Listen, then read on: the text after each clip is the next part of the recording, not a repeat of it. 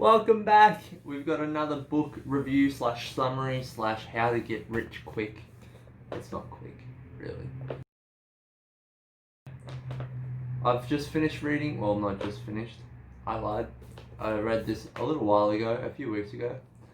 And I'm going to break it down here for you. How to become an automatic millionaire. Live rich and retire richer. With no budget, no discipline, no nonsense. This will help you finish rich automatically. I mean, who doesn't want to do that? I don't know anyone. I don't. Alright, so hopefully this one won't be as long as the last one, and I can do it in about 20 minutes. But I don't know how that's going to go. So we're just going to go through all the points covered in this book. And then, yeah, we'll see how we go. So we'll start off who the author is. The author is David BACH. David BACH. B-A-C-H. BACH. Anyway, he's an American author, financial advisor, and entrepreneur. He also is a speaker. He's born out of Oakland, California. Between 1993 and 2001, he worked as a senior vice president for the Morgan and Stanley Company, which is an American multinational investment bank and financial services company based out of New York City. So it was there in 1999 where he published his first book, Smart Women Finish Rich, which shows women of all ages and backgrounds how to take control of their financial lives and finish rich by spending wisely, establishing security, and aligning your money with your goals and values. Just 2 years later, he published Smart Couples Finish Rich, where he talks about communication, partnership and planning, and how it can both be fun and easy to do it with your partner, and how to avoid those money fights with the right tools. 2 years after that, in 2003, he put out the Finish Rich Workbook, which gives you actionable steps on how to reach financial freedom and finish rich as both a single and in a couple. And that year, he also put out the Rich Dictionary, which gives you 1,001 financial words that you need to know to understand things in a bit more detail. And then from there, he published The Automatic Millionaire, which really took his work to a larger audience. This has sold over 1.5 million copies. Then in 2006, he released Start Late, Finish Rich, which is for people who have either forgotten to save, procrastinated, or got sidetracked. Go Green, Live Rich shows that going green isn't as expensive as people think, and how you can live a greener life while also obviously reaching financial freedom. In 2009, he published Fight for Your Money, which talks about how big companies market towards you and basically try and rip you off, and how to avoid that. And then Start Over, Finish Rich, which he put out in 2010, demonstrates how to make the best out of a recession and come out on top on the other side. Debt Free for Life in 2011 poses motivational arguments for eliminating debt, outlining strategies for living on less, and then enabling a retirement that requires fewer monthly payments. And finally, he published in 2019 The Latte Factor, which is a phrase that he coined, which is covered more or less in this book, and we'll get to that very soon. So, let's get into The Automatic Millionaire. In the first chapter, it's called Meet the Automatic Millionaires, I should say. And he discusses a very pivotal moment in his life, and quite enlightening for the person reading as well, where he meets a middle-aged couple called the McIntyres, and this couple, contrary to what he thought when he first met them, they were millionaires. They, by no stretch of the imagination, looked like millionaires. They didn't dress fancy, they didn't drive fancy cars. They were just your stock standard middle-aged couple. And that sort of highlighted, you don't need to look like a millionaire to be one. And the main idea from this chapter was that it doesn't have to be hard. You don't have to have willpower, you don't have to go on budgets. Anyone can do this. You just have to set it up and let it do its thing. Yeah, you're on your way to having the money you need. The reason it's called an automatic millionaire, as you could probably tell, is making all of your payments and savings automatic.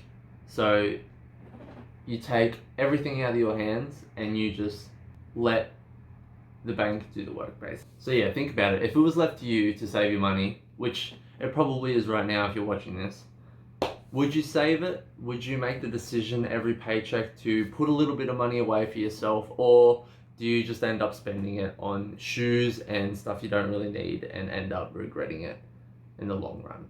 Do you set money aside before your bills go out, or do you wait until see what's left over to save? And in this book, it shows you that the latter doesn't work. If you pay your bills, spend everything that you need to do, and try and save and pay off credit cards with the money left over, it's just not going to work. It's all backwards, and they're going to go through how to do it the way that works. Basically, you pay yourself first, and it's not left down to your willpower or your decision making at the end of the day, which is what we want. So yeah, once you finish watching this video, or if you read this book, you're gonna wish that you knew this stuff sooner, because like it's unbelievably simple, and it just opens so many doors, knowing that you're gonna be able to have enough money to live if, say, something like the coronavirus happens and you aren't working anymore. Like, I can't tell you how much of a weight that is lifted off you once you have set up yourself financially. But yeah, they say, like, because you're gonna want to know this as soon as possible, there's a little analogy that I like. It's like, the best time to plant a tree was 10 years ago, but the second best time is to plant it today. Like, you could have wished that you started saving 10 years ago and you'd have all this money right now, but you didn't. So the next best thing is to start right now. You're not going to wish again in 10 years that you did save. Just a little food for thought. So the second chapter is what it is called the Latte factor. Now he has published a book in 2019 about this, but it's basically it's pretty easy concept to understand. It's basically the first thing to tick off the list to get the ball rolling financially, really. Like, there's a lot of things further in the book that are not quite as easy to recognize and implement, but yeah, this is a good start. So most people think that the only way to get rich is to increase your income, right? And of course that helps. Of course you need to increase your income if you're gonna spend it on stuff that you don't really need and you're gonna waste money. But what most people don't know is that the wage you earn now, that is enough. That is enough to become a millionaire. It is.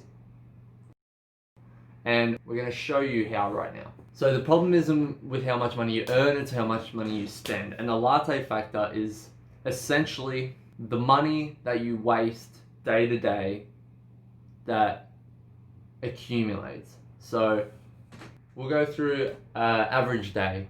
So you wake up, you might be a bit late, so you can't make breakfast, so you get a muffin and a coffee on the way to work. You get to work, it's afternoon tea time, you might have another coffee, might be another $5 already. It's afternoon tea time and you spent probably more than $15 on food so far. And then you get to lunch, you were late, so you didn't pack lunch, so you gotta buy lunch, which is probably another $20. You see where I'm going with this? So this is like $45 by the time you've spent on food by lunchtime. So you've already spent quite a lot of money without thinking about it. This is what the latte factor is. Like, it's a lot of little unnecessary expenditures that add up, and what essentially drains half of your income right off the bat. So yeah, unless you're like Jeff Bezos, who's earning $215 million a day,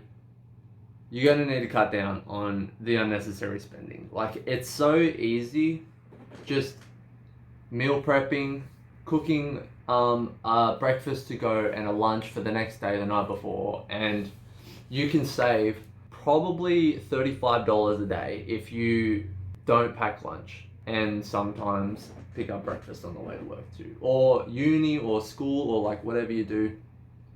It doesn't matter. The point is, it's not about a latte per se, it's about all the unnecessary small spends every day that accumulate to, yeah, a lot.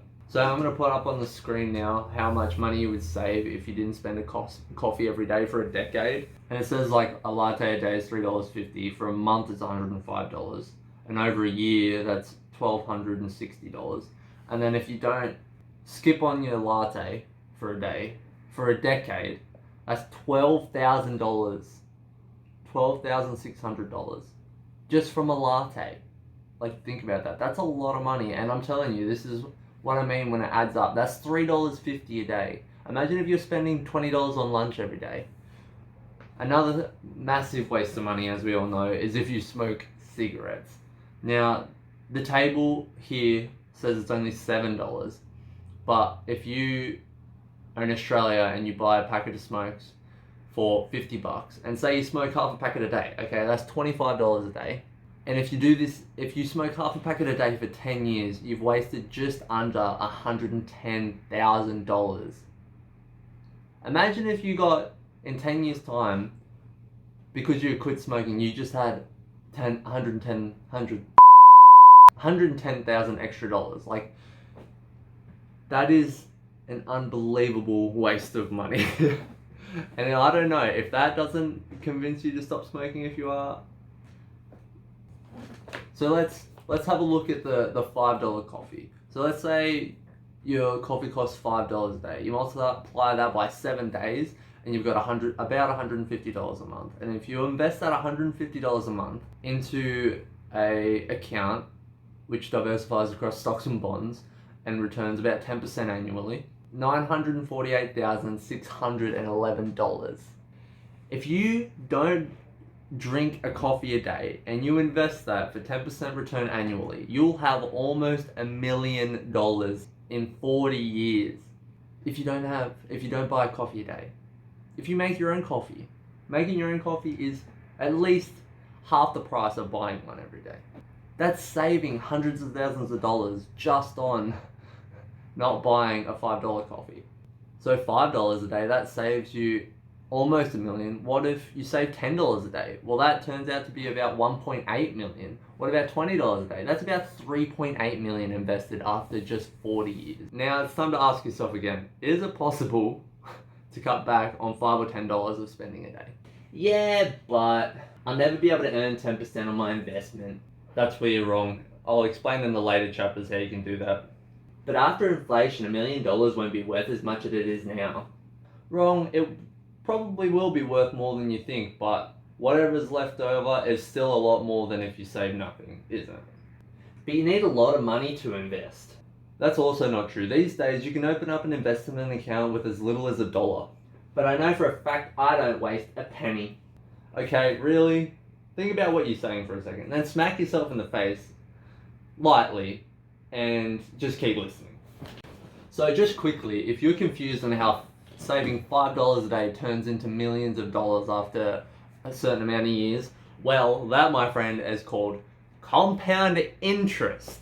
So basically, compound interest is you invest a principal, and that principal earns a percentage of interest every year. And after the year, and after your percent of interest has been deposited, you now have what you have invested plus the interest you've earned. And then the next year, when the next year comes around, you earn interest on your whole sum, include the principal plus your interest from last year. So your principal is greater than it is last year, so the interest you are earning following year is greater than what you had earned last year. So after the second year, you've got 2 sets of interest on your principal, meaning you've got an even larger sum. The next year, you earn even more interest because you have an even larger sum, and it just keeps compounding and compounding and compounding year after year after year. And as you can see from this table in the book, a total investment of $15,000 totals more after 65 years than both of the other options, purely because they started earlier than the others. Give it a pause and have a real good look at this table. Understand that starting as early as you can trumps investing more over a longer time. The person who invested $5,000 in the start earned more than the other people who invested more in the long run, but they started later. Now that you've wrapped your head around compound, Now that you've wrapped your head around our good friend compound interest, let's take a look at how much money you really waste. Now in the book, there's a table already drawn up, and I want you to draw one up very similar to that on a notepad or something, and I want you to take it around with you every day and track every single time you spend your money. And you write down what it is, how much it costs, and when it was. I'm talking everything. From the coffee to rent. Everything means everything. Write it down, note it down, and total it at the end of your day. And you can come back to this video after you've done this. You can do this tomorrow or something like that, but when you come back and you've got your full list of all your spends of the day before, you're going to multiply the daily number by 30, by 365, and by 3,650. And with these numbers, you can go into the link in the description with an investment calculator to figure out how much money that's going to equivalent to after 40 years. And you can see how much money that's going to equivalent to after 10 years with 10% interest. At this point, I hope that the Latte factor has excited you, has opened your eyes to the possibility of earning millions of dollars just on that simple step. So that's the second chapter on the Latte factor. The next one is called Pay Yourself First. And in the book, David says that if this was the only thing you did out of everything in this book, it would save you the most. We just nearly earned $1 million just by not buying a latte every day. This is going to be the greatest advantage that you're going to get out of this book. And to do this, you're going to have to do what most people don't do, and it's to pay yourself first. What does pay yourself first mean? Well, when you earn $1 of income, a percentage of that dollar is taken in tax from the government. It's called income tax. I'm sure everyone's aware of this. And the more you earn, the more you're taxed. Now, there are a few ways to avoid this, and the easiest is by doing this one thing. As boring as it may sound, you need to save money and put money into your retirement account. Ideally, you want to max it out, but obviously everyone can't do this depending on where you're working and what your income is. But as a general rule of thumb, you want to be saving about 1 hour's wage. You want to be putting away about one hour's worth of wage into your retirement account every day. And now by doing this, you are saving money on your income. You're basically saving more of your money than most people would. And how does this work? Well, say you earn $50,000 in a year. You put away $25, which would be about an hour's wage, and now your yearly wage is $40,875. Now, if you hadn't have done this, you would have been taxed $8,797 on your $50,000. This leaves you only with $41,203 without saving anything. But if you take the $25 a day, which is $9,125 tax-free, into your retirement account, you now have only $40,875 to pay tax on, which works out to about $4,800, which means you're taxed half the amount, leaving you with $36,044. So how much does it cost if you don't do this? Say you don't save this amount, invest it in an account that returns 10% over 35 years. How much would you have? Well, $2,379,153.71. That's how much money it will cost you if you don't pay yourself first, if you don't put an hour's worth into your retirement account. So the question that isn't even really a question is, which would you prefer? Save and pay less tax, or pay more tax and don't save? Now, as the name suggests, you want to automate this process, which entails getting in contact with your employer or their retirement agency or the company that controls your super contributions and sort that out. Ideally, you want them to take the hour out as a percentage, which works out to be about 10%, so that as you earn more money, the percentage stays the same and you're still paying an hour's wage as your income increases. Once this is set up, it'll automatically come out of your paycheck, and after a while you won't even notice it's gone. So you'll be well on your way to becoming a millionaire without losing out too much. Now the next chapter is automate for a rainy day. And now that you set yourself up for retirement, the next issue we face is financial issues. The ability to sleep soundly at night, that you're financially secure if something goes wrong. The sleep well at night factor, if you will. So to do this, we firstly need to figure out what your monthly expenses are. So pause this, go grab a pen and a piece of paper. I'll wait. Go on.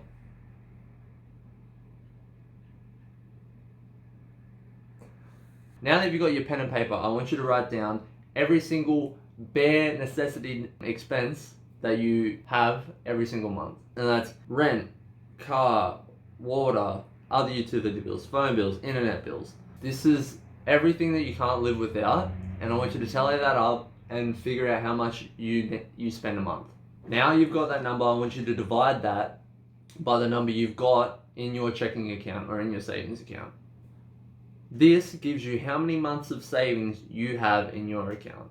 This is how long you would last on your bare necessities if your income was to stop today. Once you've figured this out and decided it's probably not enough, you're going to want to automate saving for a rainy day. The first step in doing this, you need to figure out how big of a cushion you need to sleep soundly at night. How many months worth of expenses would you be comfortable with saved in the bank in case of a financial emergency? Now this number's different for everyone, but another rule of thumb is about 3 months minimum to have saved in your account. And because of so much economical unrest and like political drama in the world, it would be great to shoot for maybe a year of saved expenses in case of the worst case scenario. Next step is to make it automatic. You want to figure out what percentage of your income you want to transfer automatically into an emergency account to get this rainy day underway. Now after you've set this up to transfer, say 10% is another rule of thumb to start building that account up, would be the next step is to not touch it. And I'm being serious. If you want to be ready for emergencies, and you know what emergencies are, you know what they are. It's not that the shoes that you want are 50% off. That's not an emergency. You don't have enough money to get your hair cut. That's not really an emergency. And if you lie to yourself, it's basically you losing out anyway. So you gotta hold yourself accountable here. Don't touch it. Leave it for a rainy day. Leave it for an emergency. And the sort of last step will be to figure out where to keep it. So you don't want it in cash in a suitcase buried in your backyard, because for one, a dog might dig it up and chew it to bits. It could be stolen if someone gets wind and finds out. It's not earning the bare minimum interest to keep up with inflation, and it's just not a good time. Like, keep it in a good place where it's easy accessible and it's not depreciating in value, please. Now after we've started saving for a rainy day, the next thing is how to become a debt-free homeowner. Because as they say, you can't get rich renting. Think about it. Over your lifetime, you'll probably spend $500,000 in rent alone. And would it be better to be moving that money towards equity in a property, or would it be better to pay someone else that money? And how good would it be to have equity in some real, tangible real estate, something you can feel and touch, a place of your own? And apart from that, there's 5 reasons why homes make great investments. You've got forced savings, so every month you have to make a repayment whether you decide or not, otherwise you'll be foreclosed, obviously. Reason 2, leverage. So this is a little bit confusing if you're not quite sure. Let's say you're buying a $250,000 home with a down payment of 20%. This means that you're putting in $50,000 of your own money and borrowing the remaining $200,000 from the bank. So you've put 1/5 of the purchase price in, so your leverage is 5-to-1. Now let's say the value of the house increases in the next five years to $300,000. Given you've only put in the $50,000, the $50,000 increase in value means you've effectively doubled your money. This is the power of leverage. Over the last 5 years, many homes have doubled in price. Think what this means in terms of leverage. If you invested $50,000 in a $250,000 home, that is now worth $500,000. You've just made $250,000 on a $50,000 investment. So that is the power of leverage, my friends. Step 3, reason 3 are tax breaks. By letting you deduct the cost of interest you pay on your mortgage, the government gives you a huge incentive of being a homeowner. The higher your tax bracket, the more the government wants you to buy a house. Reason 4, you get the pride of ownership. You get to own a house and you get to show all your friends that you've got a house, you've got a place to live, and you can feel nice and warm in your heart because you have a place for you and maybe your family as well. And number 5, the last one, real estate has proven to be a great investment. Over time, housing prices have skyrocketed. Like in Sydney, you're lucky to get a house in a decent suburb for under $1 million. And hopefully they just continue to rise. So the main issue with buying a house is the deposit, right? You need to save up 20% at least to get a decent interest rate, but a lot of times that can end up being a lot of money. Well, that's not necessarily the case. You can swing it the right way to even have no money down when you buy a house. Now, you may need a guarantor, which is someone to sign the lease, promising that they're going to pay the loan if you don't, and you're going to need good credit scores and a steady income and all things like that. However, if you do get a home loan with less money down, you're going to have a higher interest rate, which means you're going to pay more interest over time, and you could end up owing more than the property is worth if the price of the property goes down. The government has plenty of programs for veterans, farmers, and first home buyers to get into their first house, so that's definitely worth looking into as well. And when you're trying to figure out what repayments you can afford, generally 29% of your gross income is sustainable for people, and as much as 41% if you have no debt. Here are some rough figures on a table, and these are typical repayments with some respective interest rates from the book. The key to success in this section is to get the financing right. There are a bunch of different mortgage types with each of their own set of advantages and disadvantages. A great little trick to cut down on the time of repayments is to set your repayments from monthly to bi-weekly. So what happens is there are 12 months in the year, so obviously you make 12 monthly payments if you make monthly payments, but if you set your payments to bi-weekly, you're going to end up making 26 bi-weekly payments, which is 13 months in payments. One more month than in a year. And the difference that this makes is pretty good. So I'm going to read an excerpt out of the book. Using a monthly payment plan to pay off $250,000 off a 30-year mortgage with an interest rate of 5%, it'll cost you a little over $233,000 in interest rates over the time of the loan. So that's not even equity in the house, that's just interest you're paying back to the bank. On a bi-weekly basis, the same mortgage will cost you a total of just $188,000 in interest. In other words, switching to the bi-weekly plan will save you more than $44,000 on a $250,000 30-year mortgage with 5% interest. So just by switching the payments to bi-weekly, you're saving $44,000. And here's a little table from the book demonstrating that using this little tactic, you can pay off your $250,000 home 4 years earlier. What if you already have a mortgage? Well, you can call your lender and ask them from this Friday that you want to start paying your mortgage on a bi-weekly basis. And yeah, that's how you buy a house. For little to no money down, that's how you pay it off quicker, and that's how you save money. Now, the next chapter is living a debt-free lifestyle. So basically, the main focus of this chapter is credit cards. Don't buy credit cards. They say that the only time the automatic millionaire borrows money is to make money, like buying a house. Credit cards are a no-go, and the only time you should be in position to have a credit card is if you're having one with this in mind. Automatic millionaires don't do debt. How can you avoid debt? Simply say no. No, I don't want a credit card. No, I don't want a 10% discount. And no, I don't want 6 months free interest. No, no, no, no, no. Okay, cool. Stay away from credit cards. Easy. What about if I'm already up past my eyeballs in credit card debt? Well, here's how you can pay it off the automatic millionaire way. Step 1, stop digging. Cut up all your credit cards. Step 2, renegotiate a lower interest rate. To do this, you've got to find out how much interest you're paying. Ask for a lower rate. If they say no, say you'll just be closing your account next week and transferring to a company with a lower rate. Next, if you have several cards, you want to consolidate your debt into one payment. Just ask. Step 3, pay for the past, pay for the future. Remember paying yourself first, 10%. Well, this is a bit harder with credit card debt. So it is recommended that you split it about 50-50 down the middle. 5% goes to paying yourself first and 5% goes to paying off your credit card debt. Step 4, make it automatic. Yeah, you saw it coming. It's easy, just organise with the credit card company for them to take an automatic debit out of your account, and whammo, you're on your way to getting your head above water without even thinking about it. Amazing, good job. The last big chapter is automatic teething. I know what you're thinking. Man, I just don't have enough money. How will I ever afford to donate? Or just give it away? Well, once you've done all the previous things, you're on your way to being a whole lot wealthier. And what's the point in having a big number in your bank account? After all, there's a whole lot more to life than money. But if we know this, like, why do we go to all this trouble to be financially free? Well, isn't it really for, like, the feeling? Having a nice house, having nice cars, wearing nice clothes, having money for in your retirement account, having enough money for your children's education. To do it for the feeling of being wealthy. So another way of achieving this feeling of wealth is by giving.